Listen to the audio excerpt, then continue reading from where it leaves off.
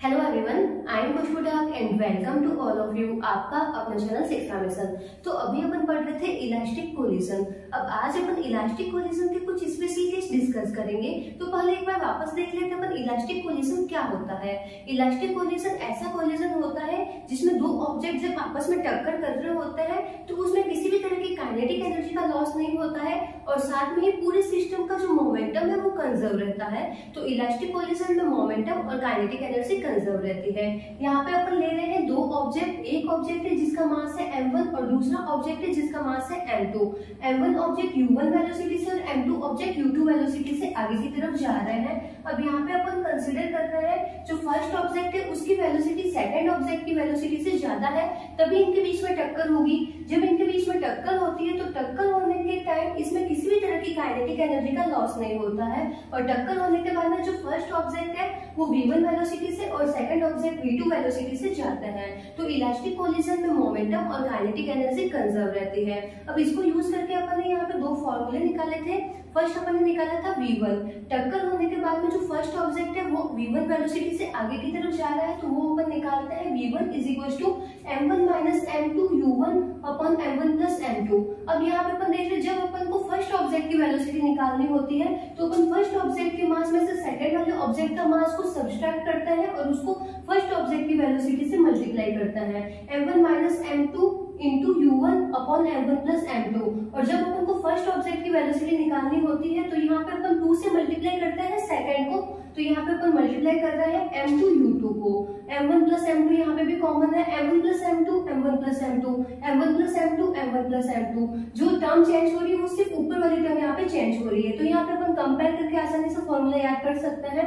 v2 अगर अपन को निकालना है, सेकंड ऑब्जेक्ट की वेलोसिटी निकालनी है तो सेकंड ऑब्जेक्ट के मास में से फर्स्ट वाला ऑब्जेक्ट है उसके मास को अपन सब्सट्रैक्ट करेंगे तो m2 माइनस m1 और सेकंड ऑब्जेक्ट की वेलोसिटी निकालनी है तो सेकंड ऑब्जेक्ट की इनिशियल वेलोसिटी से अपन यहाँ पे मल्टीप्लाई करते हैं u2 प्लस 2m1 u1। तो यहाँ पे अपन कंपेयर करके v1 और v2 की वैल्यू को याद रख सकते हैं। अब यहाँ पे अपन कुछ केस देखेंगे। फर्स्ट केस देखते हैं, जब फर्स्ट वाला ऑब्जेक्ट है अगर इसका मास सेकंड वाले ऑब्जेक्ट से बहुत ही बड़ा हो जाए तो उस टाइम क्या होगा। तो यहाँ पे अपन फर्स्ट केस डिस्कस कर रहे हैं, m1 is greater than m2 और जो सेकंड वाला ऑब्जेक्ट है वो रेस्ट कंडीशन में रखा हुआ है। अब फर्स्ट केस अपन ने लिया है m1 is greater than m2। जो फर्स्ट ऑब्जेक्ट है उसका मास सेकंड वाले ऑब्जेक्ट से बहुत ही ज्यादा है और जो सेकंड वाला ऑब्जेक्ट है वो रेस्ट कंडीशन में रखा हुआ है। तो यहाँ से अपन देख सकते हैं जब सेकंड वाला ऑब्जेक्ट रेस्ट कंडीशन में रखा हुआ है तो u2 की वैल्यू क्या हो जाएगी, 0, क्योंकि ये आगे मूव ही नहीं कर रहा तो इसकी कोई वेलोसिटी नहीं है तो u2 यहाँ पे अपन को मिल गया 0। अब यहाँ पे अपन वैल्यू पुट करेंगे। अब m1 जो फर्स्ट ऑब्जेक्ट है उसका मास सेकंड वाले ऑब्जेक्ट से बहुत ही ज्यादा है तो यहाँ पे अपन नेगलेक्ट कर सकता है सेकंड ऑब्जेक्ट के मास को, तो यहाँ पे m2 की वैल्यू अपन यहाँ पे 0 पुट करेंगे। अब यहाँ पे अपन ये वैल्यू पुट करेंगे v1 में तो यहाँ से अपन को वैल्यू मिलेगी। अब यहाँ पे अपन ने v1 की वैल्यू लिखी, अपन को फर्स्ट ऑब्जेक्ट निकालना है तो यहाँ पे अपन क्या करेंगे m1 minus m2 u1 plus 2m2 u2। m1 plus m2 और m1 प्लस m2 ये तो कॉमन आ रहा है, सेकंड वाली टर्म में भी आएगा। अब यहाँ पे अपन वैल्यू पुट करेंगे, m2 की वैल्यू यहाँ पे अपन 0 पुट करेंगे तो यहाँ पे आ रहा है अपन को मिल रहा है ऊपर m1 मिल रहा है, यहाँ पे 0 पुट करेंगे तो यहाँ से भी अपन को m1 मिल जाएगा। m1 से m1 कैंसिल आउट हो जाएगा और यहाँ से अपन को मिलेगा v1 is equal to u1। अब u2 जो सेकंड ऑब्जेक्ट है वो रेस्ट कंडीशन में रखा हुआ है तो यहाँ से अपन को u2 की वैल्यू क्या मिल रही है, u2 की वैल्यू भी अपन को यहाँ से मिल रही है 0, तो ये वाली पूरी टर्म हो जाएगी 0। तो यहाँ से अपन को v1 की वैल्यू किसके बराबर मिलती है, u1 के बराबर। तो टक्कर होने के बाद में जो फर्स्ट ऑब्जेक्ट है उसकी वेलोसिटी चेंज नहीं होगी, जो इसकी पहले वेलोसिटी थी टक्कर होने के बाद में भी उसकी वेलोसिटी वही रहेगी। अब यहाँ से अपन निकालते हैं v2 की वैल्यू।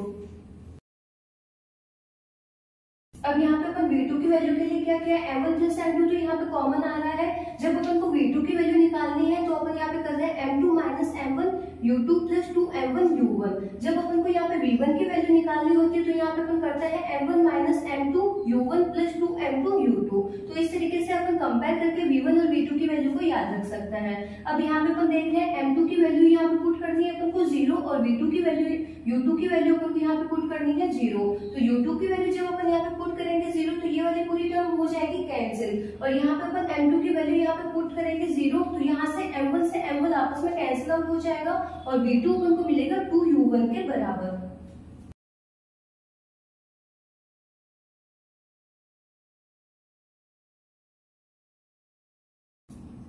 तो यहाँ पे जब अपन वैल्यू पुट करेंगे तो यहाँ से v2 की वैल्यू अपन को मिलेगी 2u1। तो यहाँ पे अपन देख रहे हैं जो फर्स्ट ऑब्जेक्ट है उसका मास सेकंड ऑब्जेक्ट से बहुत ही बड़ा है। तो जब एक बहुत ही बड़ा ऑब्जेक्ट छोटे ऑब्जेक्ट से यहाँ पे टकराएगा और जो छोटा ऑब्जेक्ट वो रेस्ट कंडीशन में रखा हुआ है तो टक्कर होने के बाद में जो बड़ा वाला मास है उसकी वेलोसिटी पे किसी भी तरह का फर्क नहीं पड़ेगा।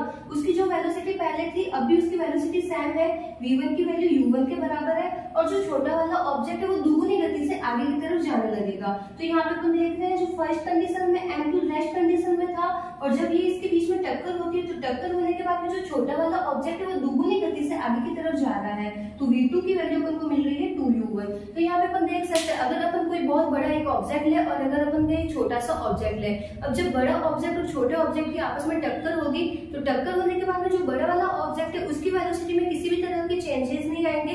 जो वेलोसिटी उसकी पहले थी बाद में भी उसकी वेलोसिटी सेम रहेगी, लेकिन जो छोटा वाला ऑब्जेक्ट है वो दुगुनी गति से आगे की तरफ जाएगा। तो पहले ये केस नोट डाउन कर लो, अगला केस अपन बाद में देखते हैं।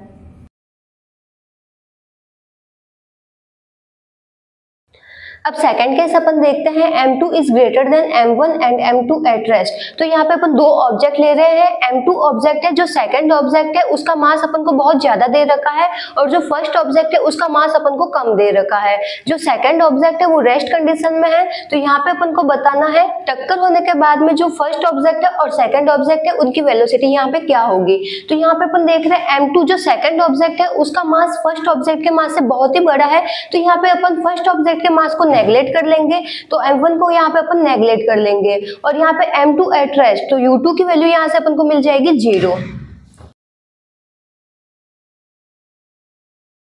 तो यहाँ से अपन v1 की वैल्यू पुट करते हैं m1 minus m2 upon m1 plus m2 u1 plus 2 m2 u2 upon m1 plus m2। अब यहाँ पे अपन m1 की वैल्यू यहाँ पे 0 पुट करेंगे और u2 की वैल्यू 0 पुट करेंगे। तो u2 की वैल्यू जब अपन 0 पुट करेंगे तो ये वाली पूरी टर्म हो जाएगी नेगलेक्ट, ये हो जाएगी 0। अब यहाँ पे अपन m1 की वैल्यू 0 पुट करेंगे तो यहाँ से अपन को मिलेगा ऊपर माइनस m2 और नीचे अपन को मिलेगा प्लस m2 से m2 कैंसिल आउट हो जाएगा तो यहाँ से अपन को मिलेगा v1 is equal to minus u1।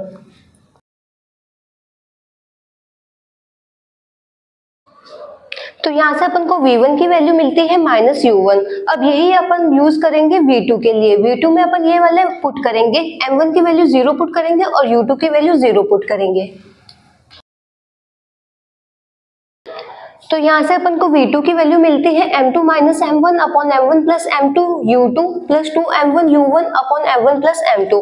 अब यहाँ पे अपन को दो टर्म यहाँ पे 0 करनी है। u2 की वैल्यू यहाँ पे अपन 0 पुट करेंगे तो ये वाली पूरी टर्म 0 हो जाएगी और m1 की वैल्यू जब अपन यहाँ पे पुट करेंगे तो ये वाली पूरी टर्म 0 हो जाएगी। तो v2 की वैल्यू अपन को मिलेगी 0।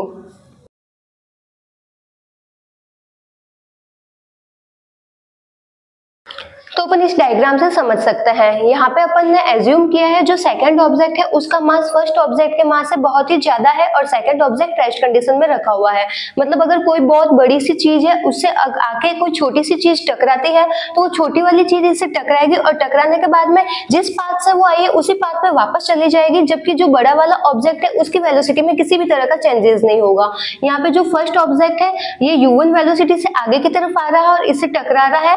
टक्कर होने के बाद में जो फर्स्ट ऑब्जेक्ट है वो वापस उसी स्पीड से जाएगा, जिस स्पीड से आया था उसी स्पीड से वापस ये बैकवर्ड डायरेक्शन में जाएगा। तो v1 अपन को मिलता है माइनस u1 और जो बड़ा वाला ऑब्जेक्ट है उसकी वेलोसिटी में किसी भी तरह का चेंज नहीं होगा। ये पहले भी रेस्ट कंडीशन में था, अभी भी ये रेस्ट कंडीशन में है। तो यहाँ पे अपन ने दो केस डिस्कस किए हैं, इसको नोट डाउन कर लो, फिर अपन करते हैं न्यूमेरिकल क्वेश्चन। अब यहाँ पे अपन एक क्वेश्चन डिस्कस करते हैं। अपन ने यहाँ पे दो ऑब्जेक्ट लिया है, एक ऑब्जेक्ट है जिसका मास है m1 और दूसरा ऑब्जेक्ट है उसका मास है m2। तो यहाँ पे अपन देख रहे हैं जो m2 ऑब्जेक्ट है उसका मास फर्स्ट वाले ऑब्जेक्ट के मास से बहुत ही ज्यादा है। जो फर्स्ट वाला ऑब्जेक्ट है वो 3 मीटर पर सेकेंड से जा रहा है और जो सेकंड वाला ऑब्जेक्ट है वो 1 मीटर पर सेकेंड से फर्स्ट ऑब्जेक्ट की तरफ जा रहा है। तो इनके दोनों के बीच में कॉलिजन होगा। कॉलिजन होने के बाद में अपन को बताना है v1 और v2 क्या होंगे, फर्स्ट ऑब्जेक्ट की वेलोसिटी क्या होगी और सेकंड ऑब्जेक्ट की वेलोसिटी क्या होगी। तो यहाँ पे अपन निकालते हैं v1। जब अपन को v1 निकालना होता है तो अपन क्या करते हैं m1 minus m2 into u1 upon m1 plus m2 plus 2m2 u2 upon m1 plus m2। तो यहाँ पे अपन फॉर्मूला पुट करते हैं और फॉर्मूले में अपन वैल्यू पुट करेंगे। अब यहाँ पे अपन देख रहे हैं जो फर्स्ट ऑब्जेक्ट है उसका मास सेकंड वाले ऑब्जेक्ट से बहुत ही कम है। तो यहाँ पे अपन फर्स्ट वाले ऑब्जेक्ट के मास को अपन यहाँ पे नेगलेक्ट कर लेंगे।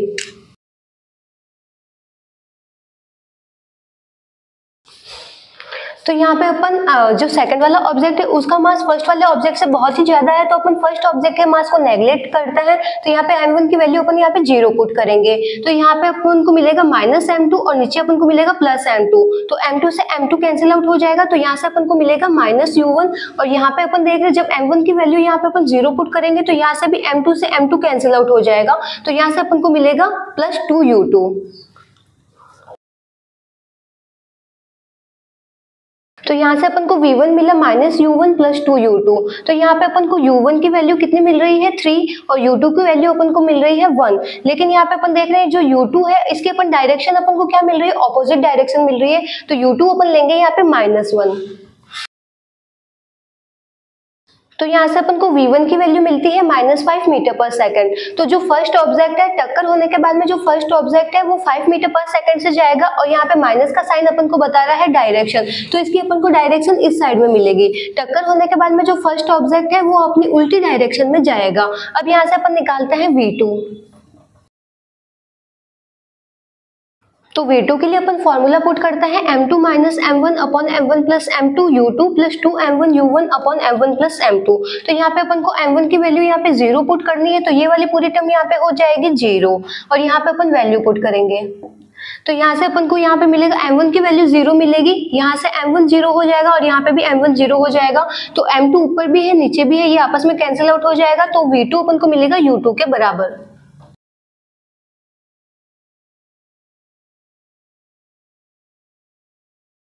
तो यहाँ से अपन v2 की वैल्यू निकालते हैं। v2 की वैल्यू अपन को मिलती है u2 के बराबर। तो यहाँ पे अपन देख रहे हैं जो सेकंड ऑब्जेक्ट है उसका मास फर्स्ट ऑब्जेक्ट के मास से बहुत ही ज्यादा है। फर्स्ट ऑब्जेक्ट 3 मीटर पर सेकंड से इसकी तरफ आ रहा है और वो ये 1 मीटर पर सेकंड से इसकी तरफ जा रहा है। इन दोनों के बीच में टक्कर होगी और टक्कर होने के बाद में जो फर्स्ट ऑब्जेक्ट है वो 5 मीटर पर सेकंड से जाएगा। जो छोटा वाला ऑब्जेक्ट है उसकी स्पीड बढ़ जाएगी, वो 5 मीटर पर सेकंड से वापस पीछे की तरफ जाएगा और जो बड़े वाला ऑब्जेक्ट है उसकी वेलोसिटी में किसी भी तरह का चेंज नहीं होगा। ये पहले भी 1 मीटर पर सेकंड से चल रहा था और अभी भी ये 1 मीटर पर सेकंड से ही चलेगा। तो जिसको नोट डाउन करना है नोट डाउन कर लो और बाकी की न्यूमेरिकल अपन करेंगे नेक्स्ट लेक्चर में। Thank you.